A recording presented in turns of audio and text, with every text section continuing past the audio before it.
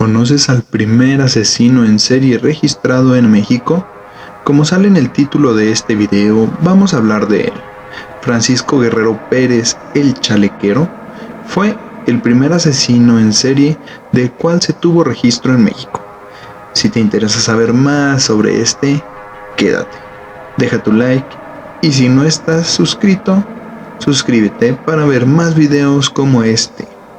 Comencemos.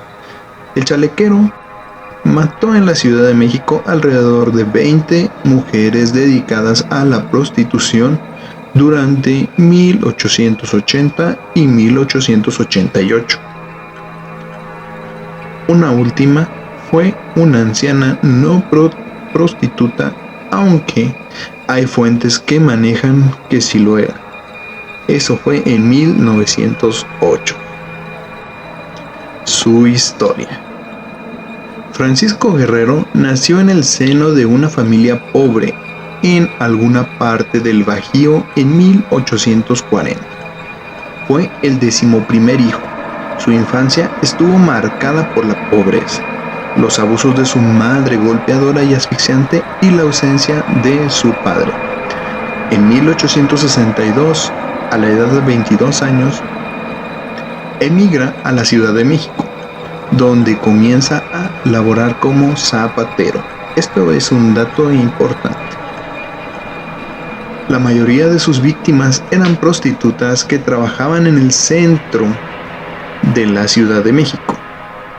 Según algunos estudios, se dice que este hombre sentía el derecho de asesinarlas porque consideraba pecaminosa su labor, además de tener un sentimiento de superioridad física y moral, por lo que aprovechaba la vulnerabilidad de las mujeres para desfogar su odio contra el género femenino.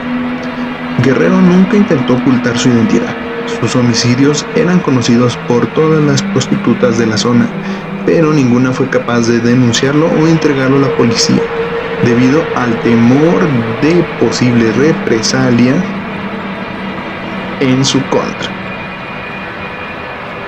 El mote de Chalequero se le fue añadido por dos razones. La primera, porque era conocido por usar cotidianamente un chaleco, y la segunda, por mantener relaciones sexuales a chaleco, es decir, a la fuerza. De su vida se han dicho mucho, naturalmente. Muchas de las características que se le atribuyen son imposibles de comprobarse. Se dice, por ejemplo, que era económicamente mantenido por sus amantes, que incluso no gastaba un solo peso en la ropa que portaba. En aquella época él mismo confesó que lo que le llevaba a realizar sanguinario acto era un deseo de acabar con el pecado en el que incurrían sus víctimas. El río Consulado, ubicado en la Ciudad de México, fue el vertedero de los restos de las mujeres estranguladas y torturadas por el Chalequero. Modus operandi. Abordaba a sus víctimas con el pretexto de hacer uso de sus servicios, y en efecto sí lo hacía. Después las amagaba y ultrajaba, las asesinaba por estrangulación o degollamiento, y finalmente, por razones que aún no están muy claras, en algunas ocasiones llegó a decapitarlas. Empleaba un cuchillo para curtir la piel, el cual también usaba en su oficio de zapatero. Tiraba los cadáveres en el río, como ya se había dicho, en el río Consulado. El fin. La terrible carrera del Chalequero terminó cuando murió en prisión en 1910, a los 70 años. Antes de su última condena, libró la pena de muerte cuando Porfirio Díaz revocó su sentencia y le dio 20 años de prisión. Sin embargo, apenas si cumplió su condena, pues lo indultaron por error en 1904.